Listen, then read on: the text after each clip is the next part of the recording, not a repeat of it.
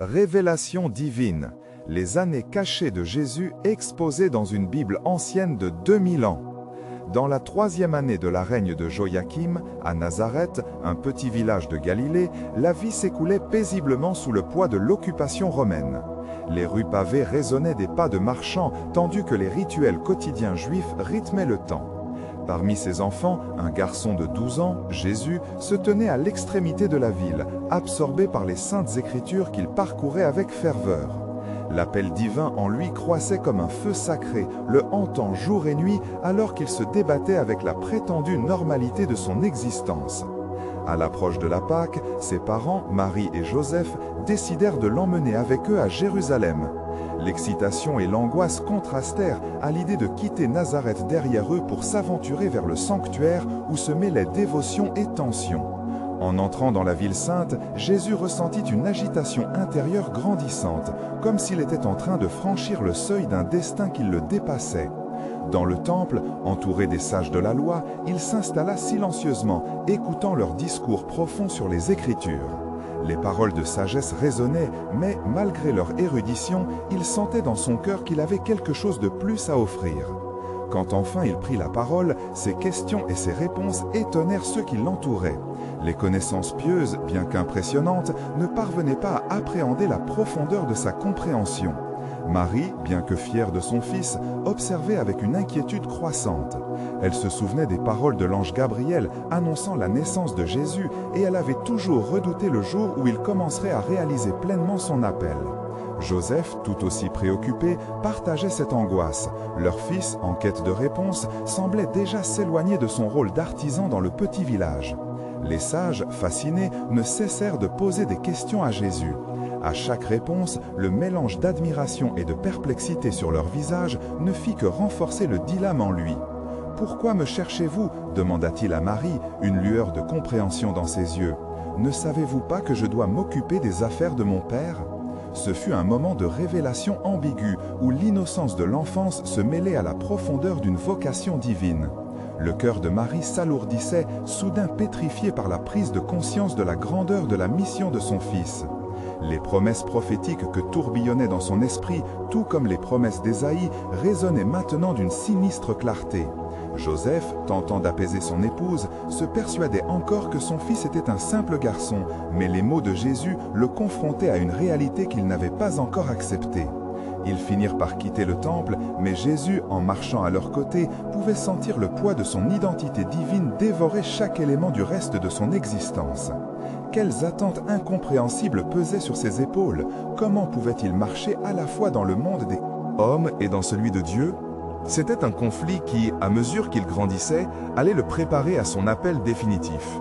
Alors que la nuit tombait sur Jérusalem, une question brûlante émergeait dans son esprit. Comment ferait-il face aux défis à venir? La voix des sages résonnait encore en lui et il savait qu'au fond de sa quête d'identité, il ne serait jamais seul. Ce trajet ne faisait que commencer. Avant de continuer avec ce récit biblique incroyable, je veux m'assurer que vous ne manquez aucune de ces histoires puissantes des Écritures. Cliquez sur l'icône de cloche et sélectionnez toutes les notifications. Ces narratifs bibliques ont transformé d'innombrables vies à travers l'histoire. Si la parole de Dieu à travers cette histoire vous bénit, s'il vous plaît, aimez et partagez avec quelqu'un qui a besoin d'entendre sur la fidélité de Dieu aujourd'hui. Dites-moi dans les commentaires quelle histoire biblique a le plus impacté votre parcours de foi. Je suis toujours émerveillé de comment la parole de Dieu parle au cœur à travers les générations. Maintenant, continuons avec ce que le Seigneur fit ensuite. Dans les années qui suivirent ce moment décisif au temple, Jésus grandissait en sagesse et en stature, éveillant un sentiment d'émerveillement au sein de sa famille et de ses voisins. À Nazareth, les jours passaient, marqués par l'effervescence du travail quotidien et l'adoration régulière. Cependant, une ombre persistante de questionnement restait sur son cœur. Qu'était-il appelé à devenir? Les Écritures, qu'il contemplait avec tellement de passion, se dépeignaient comme un tableau à multiples facettes, et le rôle qu'il y jouerait ne lui était pas encore pleinement révélé. Là où d'autres enfants jouaient et s'amusaient, lui n'était pas attiré par les plaisirs éphémères de l'enfance. Ses pensées étaient tournées vers des réalités plus profondes. Un jour, assis dans leur humble maison, il évoqua avec Joseph des rêves et des visions qu'il avait, des images de la bonté de Dieu et de la souffrance des hommes. « Père, Pourquoi le monde est-il en proie à tant de divisions et de douleurs? Interrogea-t-il avec une intensité qui surprit Joseph. Joseph, bien que pétri de sagesse, ne savait pas toujours comment répondre à ces questions brûlantes. « Mon fils, il y a un temps pour chaque chose. Patience et la vérité te sera révélée. Souviens-toi des Écritures, car elles détiennent les clés de la compréhension. » Chaque réponse apportait à Jésus un mélange de confort et de frustration, alors qu'il savait qu'il lui restait un chemin à parcourir. L'ombre de la Pâque approchait à nouveau, et l'esprit de Jésus s'animait à la pensée d'un retour à Jérusalem. Alors qu'il s'efforçait de suivre les pas de Joseph dans leur atelier, son cœur aspirait à quelque chose de plus grand.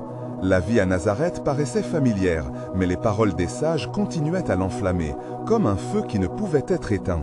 Un soir, alors que la lune perçait à travers les nuages et illuminait le ciel de ses reflets, argentait, il s'éclipsa dans la forêt voisine pour prier.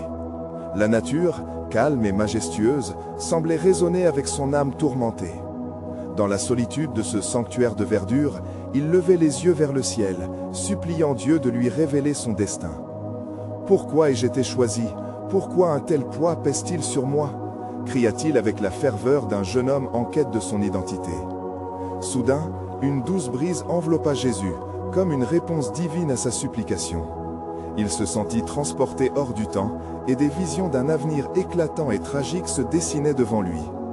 Écho des prophéties, de l'agneau de Dieu, tout cela l'embrasait d'une révélation, mais chaque image était l'inquiétude d'un destin qui s'annonçait écrasant.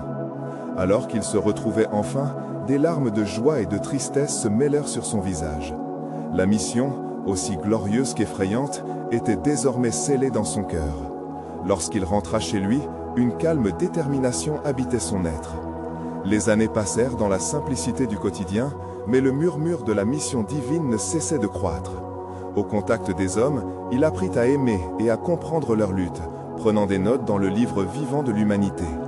Dans les ombres longues du crépuscule, il savait que l'homme attendait avec impatience un sauveur, un messager de paix.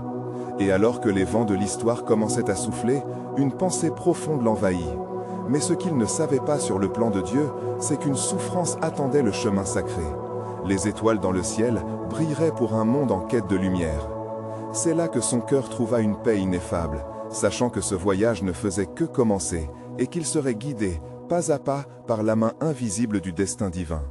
Alors que les jours s'étiraient paisiblement à Nazareth, le cœur de Jésus résonnait d'une mélodie divine, son âme de plus en plus pressée par le poids de son appel. Les murmures des prophètes étaient ancrés en lui comme des pierres précieuses, mais le silence assourdissant de son environnement ne faisait qu'intensifier son désir de comprendre la nature de ce qui lui était révélé. La voix de son père adoptif, Joseph, lui résonnait encore dans l'esprit. « Patience, et la vérité te sera révélée. » Jésus s'éveillait chaque matin avec la même difficulté, partageant son temps entre ses devoirs d'apprenti et ses moments de méditation profonde sur les Écritures. La lumière du soleil perçait les volets de bois de la maison, et il voyait chaque rayon comme une promesse de lumière, une métaphore de sa propre quête spirituelle. À mesure que la Pâque approchait, les souvenirs de son dernier voyage à Jérusalem résonnaient en lui avec une rare intensité. Un jour, alors qu'il accompagnait Joseph au marché, il croisa le regard d'un homme vieux, assis sur le côté du chemin, son visage marqué par des années de souffrance et de sagesse. Leurs yeux se rencontrèrent et quelque chose passa entre eux, une connexion silencieuse chargée d'une profonde Compréhension. L'homme, voyant la peine dans le regard du jeune homme, lui murmura « Ne crains pas d'affronter ta destinée, car l'Éternel est avec toi. » Cette rencontre laissa une empreinte indélébile sur l'esprit de Jésus. Les paroles de l'homme résonnaient dans son cœur comme une promesse divine.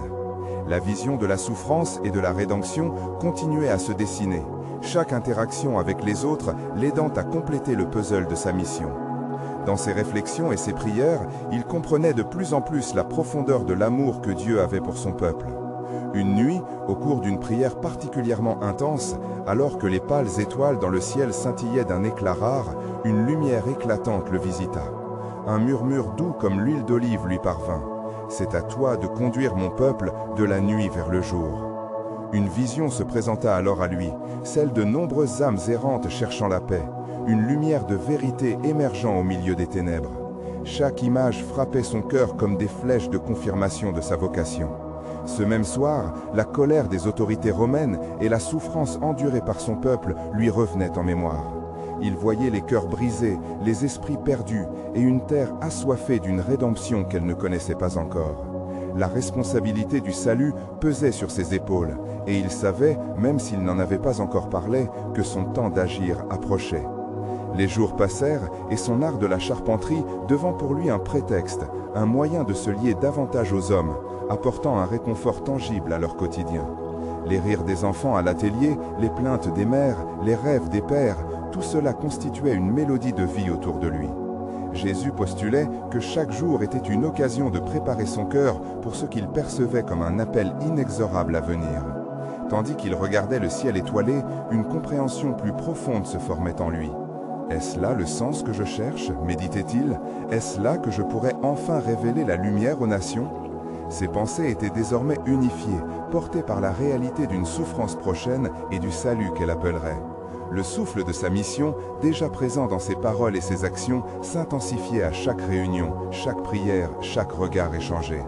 Le temps maison de l'homme s'approchait, et avec lui, la promesse des Écritures. Alors qu'il réfléchissait au plan divin, ces mots résonnaient en lui comme une portée sacrée. « Car je connais les projets que j'ai formés pour vous, dit l'Éternel, projets de paix et non de malheur, afin de vous donner un avenir et de l'espérance. » Jérémie 29, 11. Ainsi, Jésus, le cœur à la fois lourd et allégé, marchait sur le chemin de son destin, conscient que l'heure de la révélation approchait, éclairé par la sagesse des âges et les promesses divines en devenir. Les jours passèrent et l'atmosphère de Nazareth devenait de plus en plus chargée de l'expectative des célébrations de la Pâque. La ville vibrait des préparatifs, les familles se rassemblaient et les souvenirs de l'Exode résonnaient dans chaque cœur. Jésus, bien que plongé dans sa vie quotidienne, était en proie à une agitation intérieure. Les prières avaient pris une profondeur nouvelle et les Écritures s'éclairaient d'une lumière particulière pour lui. Une nuit, alors qu'il méditait à la lueur d'une lampe, il se mit à lire le livre d'Ésaïe. Ces paroles frappantes résonnaient avec une clarté puissante. « L'Esprit du Seigneur, l'Éternel, est sur moi, car l'Éternel m'a oint pour annoncer de bonnes nouvelles aux pauvres. » Alors qu'il lisait, une vague de compréhension l'envahit. Les souffrances de son peuple, les promesses de Dieu et son propre appel se mêlaient dans un tourbillon de lumière et de réalisation. Jésus ferma les yeux et, dans cette obscurité, le murmure qu'il avait reçu précédemment s'éleva tout à coup à son esprit, plus fort et plus certain. « C'est à toi de conduire mon peuple de la nuit vers le jour. » Son cœur battait comme jamais auparavant, conscient que chaque mot des prophéties le désignait. Les jours suivants, Jésus continua à prier avec ferveur, demandant à son Père de lui montrer le chemin. Une nuit, alors qu'il était seul sur une colline, il leva les yeux vers les cieux étoilés, se remémorant les mots d'Abraham « Je ferai de toi une grande nation ». Il ressentit alors une profonde connexion avec cet héritage qui le précédait et une grande émotion l'envahit. Comme un fil tissé à travers les âges, il réalisait maintenant que le destin d'Israël était lié à son propre appel. Au matin, une pensée nouvelle s'imposa à Jésus. Il devait aller à Jérusalem pour la Pâque, un lieu de rassemblement, un moment unique où les cœurs étaient ouverts à la spiritualité, où les âmes cherchaient désespérément la rédemption. Cette décision, bien que déjà prenait racine dans son cœur, le tira de la tranquillité de Nazareth vers l'agitation tumultueuse de la ville sainte. Ainsi, il se mit en route avec une détermination renouvelée. En chemin, il méditait sur les défis qui l'attendaient. La route était semée d'embûches, mais l'ardeur de sa mission illuminait chaque pas. « Est-ce que je suis vraiment prêt ?» se demanda-t-il parfois. Mais il se rappelait alors les promesses de son Père. « N'aie pas peur, je suis avec toi. » À son arrivée à Jérusalem, Jésus fut frappé par le tumulte qui régnait autour de cette grande fête. Les foules s'affairaient, une mer de visages, des rires et des larmes se mêlant harmonieusement. Soudain, il se sentit tout à la fois un étranger et un héritier de cette terre. Les temples, ornés et majestueux, semblaient porter le poids d'une histoire que lui seul était appelé à transformer. Alors qu'il avançait dans la ville, une présence se fit sentir, comme un souffle divin. Les promesses des prophètes prenaient vie devant lui, comme un tableau coloré illuminé par la lumière de l'Éternel. Une profonde compréhension s'établit en lui, une clarté inébranlable que son acte était plus qu'une simple déclaration. C'était l'accomplissement des Écritures, l'appel à tous les cœurs affamés de vérité. Et alors qu'il se tenait là, dans cette ville sainte, les murmures du ciel lui parvinrent à nouveau. « Je suis celui qui doit venir », se répétait-il en lui-même, conscient que son temps était venu. Sa voix, son message, allait bientôt s'élever au milieu des foules avides d'entendre la bonne nouvelle. Tandis que Jésus avançait avec foi, il savait que chaque pas sur cette terre sacrée le rapprochait de l'accomplissement de son œuvre. Et là, dans le tumulte et l'énergie de Jérusalem, un sentiment de certitude l'envahit. Car c'est moi qui ai formé le cœur de l'homme, et c'est moi qui l'instruis. Psaume 33,15. La sagesse divine se révélerait dans les jours à venir, dévoilant le plan majestueux de son Père. Car le monde devait comprendre. Voici, je fais toutes choses nouvelles. Apoc 21,5. Les jours s'égrenaient alors que Jésus cheminait parmi les foules de Jérusalem, son cœur vibrant au rythme des chants de Pâques. La ville, saturée d'imprévus, l'accueillait comme un roi sans couronne. Des sacrifices se préparaient avec soin, l'encens montait vers le ciel comme un cri silencieux d'appel à la rédemption. Dans ce mélodieux enchevêtrement, une révélation le hantait, une mission d'amour et de vérité ardente. Durant les veillées, Jésus trouva un moment de solitude, se retirant dans le jardin des Oliviers. Le clair de lune illuminait son visage tandis qu'il s'agenouillait. Au-delà des ombres, une tristesse enveloppait son âme, un pressentiment sur l'horreur qui attendait. Pourtant, cette douleur n'était pas vaine, c'était le chemin de la rédemption qu'il devait emprunter. Les mots de l'Écriture résonnaient dans sa pensée, promettant une grande souffrance, mais aussi une gloire inégalée. « Voici, mon serviteur réussira, il sera élevé, exalté et très élevé. » Ésaïe 52,13. À l'aube suivante, les images des prophètes qui l'avaient précédé dans l'épreuve illuminaient son esprit. La foule s'amassait pour entendre sa voix, mais il savait que chaque regard serait implacable et scrutin. En entrant dans le temple, il trouva les marchands affarés, transformant la maison de prière en un repère de voleurs. Sa colère s'enflamma alors qu'il renversa les tables, son cœur et son esprit unis dans le feu de la justice. Il est écrit « Ma maison sera appelée une maison de prière, mais vous en faites une caverne de voleurs », s'écria-t-il. Les témoins étaient stupéfaits.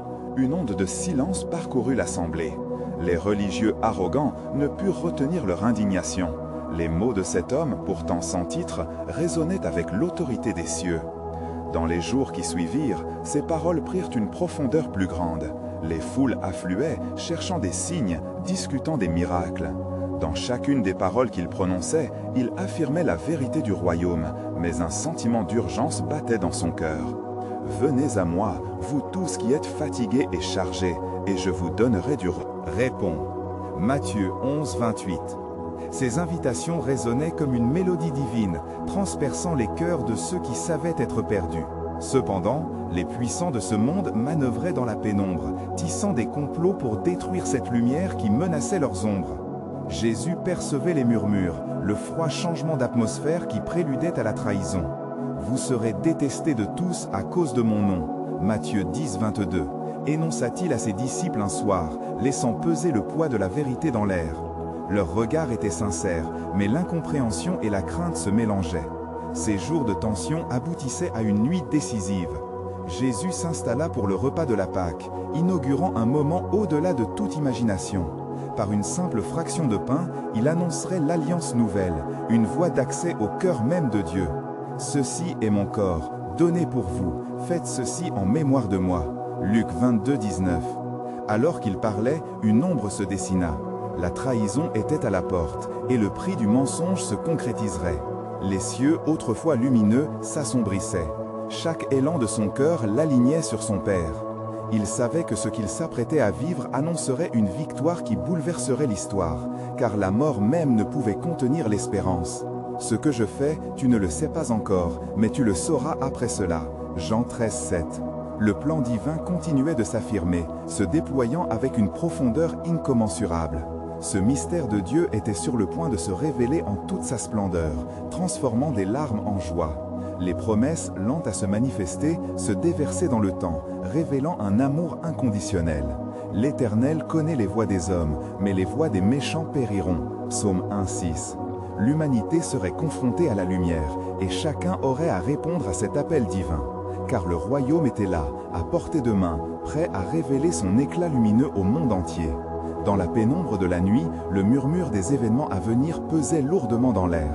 Jésus, avec une intensité rare, regardait autour de lui les visages anxieux de ses disciples. Leur cœur palpitait sous le poids imminent de la trahison.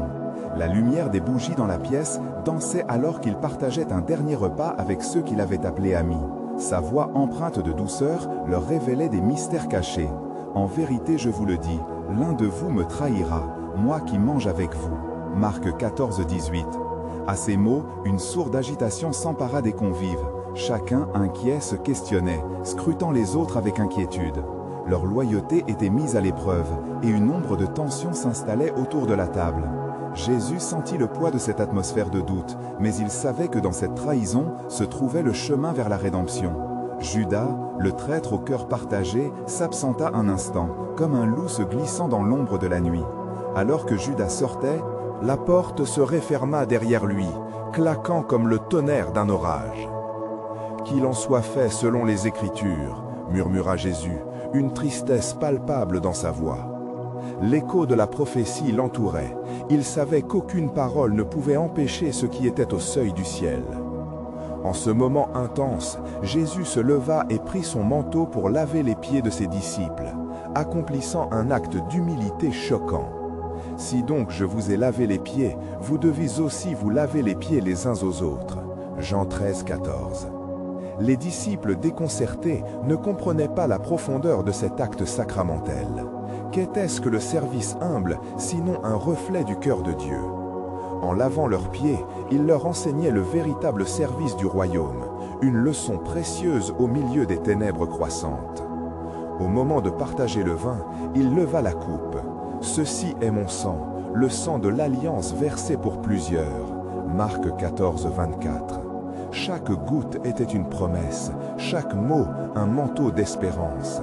Les cœurs des disciples tremblaient face au poids de cette déclaration, certains réalisant peut-être pour la première fois la gravité de la mission à venir. La nuit avançait et des voix s'élevaient dans le jardin des Oliviers. L'humidité de la terre mêlée au parfum des oliviers créait une atmosphère de prière. Jésus s'éloigna encore pour prier, s'isoler avec son Père dans une communion résonnante. « Abba, Père, si c'est possible, éloigne de moi cette coupe. Cependant, que ta volonté et non la mienne soit faite. » Matthieu 26, 39. Soudain, un bruit de pas, de voix s'approchait. La trahison se matérialisait et les soldats s'avançaient, armés d'une haine sournoise. Les ténèbres avançaient, mais le cœur de Jésus restait fermement rivé à la lumière de la fidélité divine. « Montrez-moi celui que vous cherchez. » Jean 18, 4, demanda-t-il, alors que la confrontation se profilait à l'horizon, une rencontre entre le divin et le péché. L'humanité, vacillante dans son incapacité à comprendre, serait bientôt confrontée à ce mystère majestueux de l'amour, au prix sublimement élevé de la grâce. Alors que la lueur de la rédemption s'approchait, la prophétie d'Ésaïe résonnait avec force en son cœur. « Il a porté nos souffrances, et il s'est chargé de nos douleurs. » Ésaïe 53, 4. Ces heures de dénonciation et de souffrance étiraient le temps comme un fil de Christ, unissant le ciel et la terre, dans un dernier acte d'amour. Car Dieu a tant aimé le monde qu'il a donné son Fils unique, afin que quiconque croit en lui ne périsse point. Jean 3, 16. Le plan de Dieu inébranlable se déployait, même au milieu de l'affrontement. « Ce que je fais, tu ne le sais pas encore, mais tu le sauras après cela. » Jean 13, 7. La lumière traversait les ombres, illuminant le chemin de l'humanité vers le salut. Lorsque le dernier souffle de Jésus retentirait sur la croix, tous les regards seront braqués sur lui. Car le royaume de Dieu, tel un éclat de lumière à l'aube, venait prendre forme, défiant la mort elle-même. Dans la pénombre du jardin des Oliviers, les étoiles semblaient se détourner, comme si elles aussi ne pouvaient supporter le poids de ce qui allait se dérouler. Jésus, l'âme troublée, persévérait dans sa prière, chaque souffle profondément ancré dans l'engagement d'une mission sacrée. Au loin, le bruit des soldats se rapprochait, leurs cris résonnant d'une détermination cruelle. Chaque pas, chaque murmure annonçait l'arrivée d'une nuit lourde de sens et d'angoisse. « Mon âme est triste à en mourir », avait-il déclaré aux disciples assoupis, Matthieu 26, 38. Cette tristesse, ineffable et pesante, l'enveloppait, tandis qu'il implorait son Père, sa volonté se mêlant à celle de la divinité. Le ciel entier semblait retenir son souffle, attendant la suprême manifestation de l'amour et du sacrifice. À cet instant, un bruit de ferraille s'approchait. Judas était de retour, son visage trahi par un mélange d'audace et de remords. Entre ses mains, le prix de la trahison, des pièces d'argent scintillantes témoignant de son choix funeste. « Celui que je fêterai d'un baiser, c'est lui », annonça-t-il, comme une brume d'illusion enveloppant sa conscience. Jésus, le cœur brisé mais inébranlable, accueillit le traître avec une paix déconcertante. « Judas, trahis-tu le Fils de l'homme par un baiser ?» Luc 22, 48, demanda-t-il, révélant la profondeur de l'amour même pour celui qui l'avait vendu. Les soldats, promettant de contenir la colère de la nuit, s'avancèrent. Les torches projetaient des ombres dansantes sur les visages des disciples. Pierre, empli de fureur, dégaina son épée, tranchant l'oreille de Malchus, le serviteur du grand prêtre. Mais Jésus, dans un acte de miséricorde et de puissance, toucha l'oreille et la guérit, apaisant les esprits en guerre. Luc 22, 51. « Si tu veux, je peux invoquer 12 légions d'anges, répliqua-t-il alors que la lutte semblait inévitable. Matthieu 26, 53. Pourtant, il savait que cette heure était destinée à se réaliser, et avec une détermination calme, il prit la décision que le chemin de la souffrance était celui du salut. Les cœurs des disciples, dévastés par la peur, vacillaient face à cette image divine d'abandon volontaire. Saisis par l'angoisse, les disciples s'éparpillèrent, chacun essayant de fuir le spectacle de la cruauté humaine. Jésus, affrontant ses accusateurs avec une sérénité déconcertante, marchait vers son destin. Le poids du péché du monde était sur ses épaules. En vérité, je vous le dis, vous allez voir le Fils de l'homme siéger à la droite de la puissance et venant sur les nuées du ciel. Matthieu 26, 64. Proclama-t-il, ces mots jetant un éclair de lumière dans l'ombre qui s'épaississait. Les faux témoins affluèrent, mentant avec ardeur. La calomnie et la haine s'élevaient comme un parfum nauséabond, offrant un contraste choquant avec la sainteté du Fils. « Quel mal ai-je fait ?» demanda-t-il, son regard pénétrant cherchant à percer les cœurs endurcis des hommes. Comme un agneau mené à l'abattoir, il ne répliquait point, sachant que tout était écrit. Et là, au sein de cette tourmente, le plan divin s'épanouissait. Chaque geste, chaque mot, chaque silence résonnait dans l'éternité. Les prophéties s'accomplissaient, alors que ses disciples, pris de frayeur, ne comprenaient pas le poids de la grandeur de cet instant. Au moment où le jugement s'annonçait, Jésus se tenait là, sublime dans son appel, révélant dans la douleur la profondeur de la miséricorde divine. Mais ce qu'elle ne savait pas sur le plan de Dieu, c'est que la mort elle-même serait défiée et que la gloire du royaume serait révélée de manière indicible. Les soldats conduisirent Jésus dans l'obscurité, leurs mains fermes l'ayant saisi, obsédés par l'obéissance à leur maître. Le tumulte s'intensifiait alors qu'une foule mêlée de mépris et de curiosité se tenait aux abords du palais du grand prêtre. La multitude, semblable à un orage en fermentation, s'agitait, prête à voir l'exécution de son jugement. Pierre, encore en proie à l'effroi, suivait à distance. Il s'était juré de protéger son maître, mais la force de la peur l'empêchait d'approcher. Dans la cour, un feu crépitait, semblant vouloir illuminer le désespoir qui enveloppait les cœurs. Les visages des membres de la foule se tournaient, des murmures s'élevant sur l'homme capturé, pour lequel beaucoup avaient mis leurs espoirs de délivrance. Il était maintenant confronté à Caïphe, le grand prêtre, qui scrutait son visage avec une ténacité glaciale. « Es-tu le Messie du Dieu béni ?» questionna-t-il, perçant l'obscurité avec des mots aiguisés comme des couteaux. Marc 14, 61. « Je le suis, répondit Jésus, fragile mais ferme, la déclaration résonnant avec une profondeur divine. Les cieux tremblaient, et un frisson traversa la cour. Sa réponse, bien que simple, contenait une proclamation de divinité, tandis que des éclats de faux témoignages s'élevant autour de lui tentaient de le renverser. Pourtant, sa voix, portée par la vérité, s'élèverait au-dessus des mensonges comme la lumière du matin chassant l'obscurité. Aussitôt, le grand prêtre déchira ses vêtements, une action pleine de théâtre, criant à l'hérésie, accusant ce qu'il ne comprenait point. « Qu'avons-nous encore besoin de témoins? Vous avez entendu son blasphème » Marc 14, 64.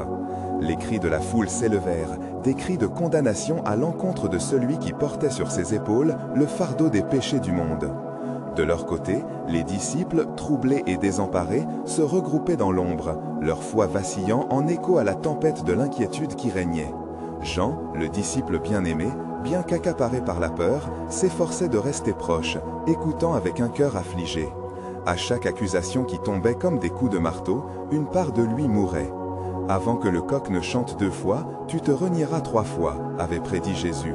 Et, la peur à la gorge, Pierre savait, bien qu'il se le refusât, qu'il pourrait ne pas réaliser la promesse de son engagement.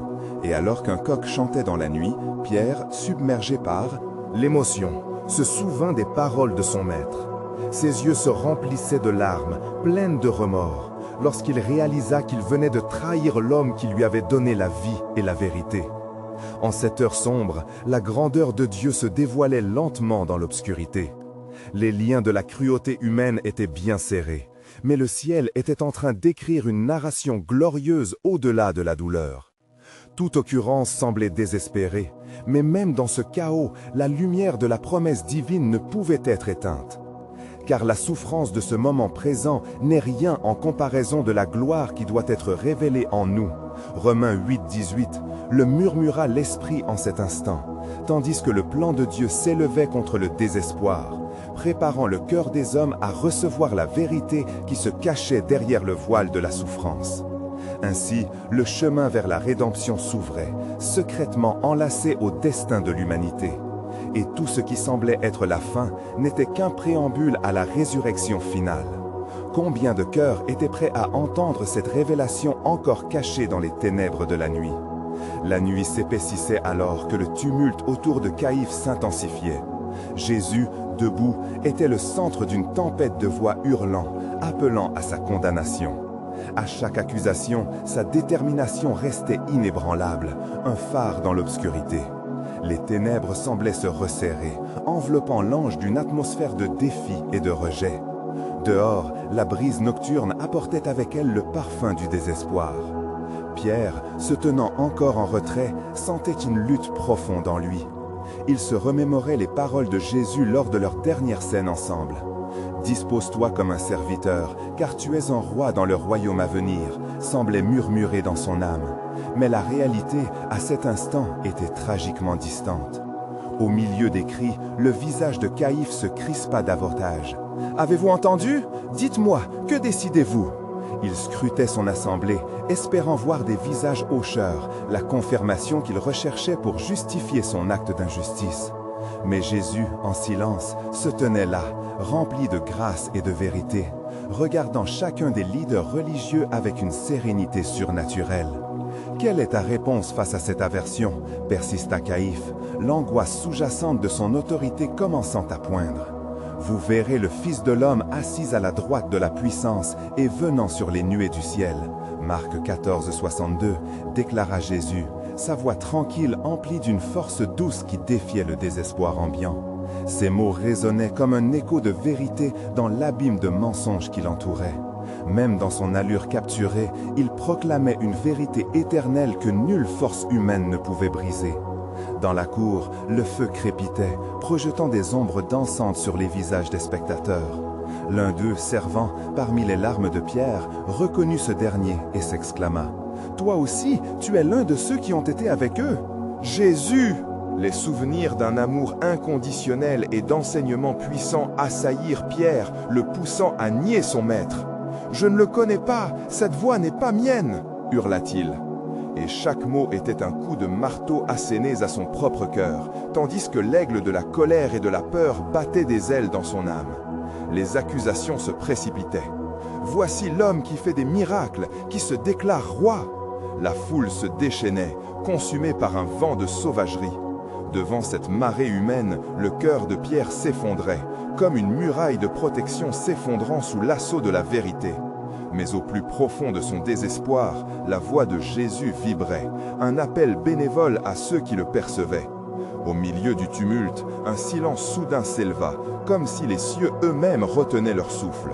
Ce que vous ne comprenez pas, c'est que par cette humilité, je vous amène vers le royaume qui est à venir.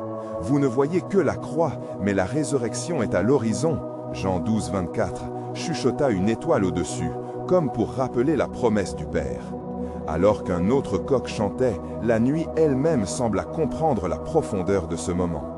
Et tandis que Pierre là-haut pleurait, ressentant le poids de sa trahison, la lumière de la promesse de Dieu reflétait une vérité plus grande que son échec.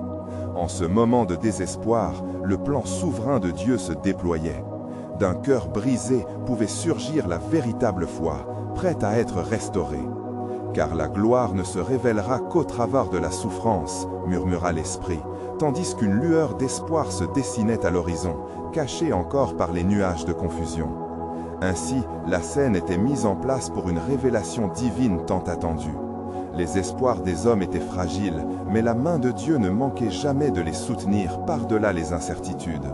Le chemin vers la rédemption était pavé de promesses et chaque souffle de l'humanité était écouté par celui qui vient, en vérité, pour racheter son peuple. Qui pourrait envisager ce qui se cache derrière cette obscurité? Dans les premières lueurs de l'aube, alors que le monde s'éveillait doucement autour de Jérusalem, la tension palpable laissait présager l'aboutissement d'un plan ancien, une orchestration céleste que peu de cœurs humains pourraient appréhender. Jésus, malgré la trahison de Pierre, demeurait inébranlable, sa force spirituelle résidant dans la conviction de sa mission divine.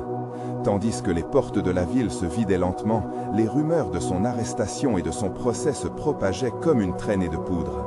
Les chefs religieux, galvanisés par leur victoire apparente, complotaient déjà pour déjouer les prévisions du peuple. « Nous devons nous en débarrasser », chuchotait l'un d'eux, l'angoisse se mêlant à l'avidité dans ses yeux sombres. « Ce faux prophète menace notre ordre », ajoutait un autre, son visage déformé par l'orgueil de ceux qui s'imaginent tout contrôler, ignorant les mystères du ciel. Mais au milieu de cette agitation chaotique, Jésus, conduit devant le gouverneur Ponce Pilate, faisait l'expérience d'une paix paradoxale, une certitude tranquille dans son cœur. « Es-tu le roi des Juifs ?» demanda Pilate, dans un mélange de curiosité et de désintérêt. L'incompréhension du monde terrestre ne pouvait saisir la profondeur de son royaume. Une royauté fondée sur l'amour et la rédemption, bien différente des troncs éphémères des hommes. « Mon royaume n'est pas de ce monde », répondit Jésus avec une sagesse sereine, ses paroles résonnant comme un écho des prophéties d'autrefois. Ses détracteurs étaient déterminés à le condamner, mais son silence face aux accusations fallacieuses témoignait d'une immense force intérieure. Aucune ruse humaine ne pouvait contrecarrer le dessein éternel de Dieu. Les ténèbres qui assaillaient ses persécuteurs n'étaient qu'un reflet de la lumière qui s'apprêtait à apparaître. Au moment où Pilate tenta de libérer Jésus, sa voix vacillante résonna dans le prétoire, déchirée entre la pression de la foule et sa conscience. « Je ne trouve rien de coupable en lui », déclara-t-il, mais les cris de la foule étaient comme une marée montante, hurlant pour sa crucifixion. La voix d'une humanité désespérée qui, sans comprendre, rejetait le don de grâce qui se tenait devant elle. « Crucifie-le » scandaient les membres du Sanhédrin. Leur cœur, obscurci par l'orgueil et la peur de la perte, ne voyait pas que l'espoir qu'ils piétinaient était en réalité la promesse tant attendue. Parce qu'en ce moment même, le plan divin poursuivait son cours, les lignes des destinées se croisant à l'intersection de la rédemption. Alors que les soldats prenaient Jésus pour le conduire à Golgotha, un profond sentiment de solitude l'enveloppa. Chaque pas vers la crucifixion était le poids du péché de l'humanité qu'il portait. Mais en cette souffrance, il se rappelait les promesses du Père. « Et je serai avec toi tous les jours, jusqu'à la fin du monde. » Matthieu 28, 20. C'était le mystère caché dans la douleur, révélant un amour sans limite. Les cieux eux-mêmes semblaient être en émoi, alors que la croix, symbole de mort, s'élevait. Les clous perçaient la chair, et Jésus, dans sa douleur incommensurable, prononça des paroles de pardon. « Père, pardonne-leur, car ils ne savent ce qu'ils font. » Luc 23, 34. Nombreux seront ceux qui ne comprendraient jamais que cette souffrance était le prélude à leur adoption en tant qu'enfants de Dieu. Tout se passait alors que l'univers observait en silence, les cœurs des hommes et des femmes, au-delà des siècles, attendant de connaître l'ampleur de ce nouveau plan de rédemption.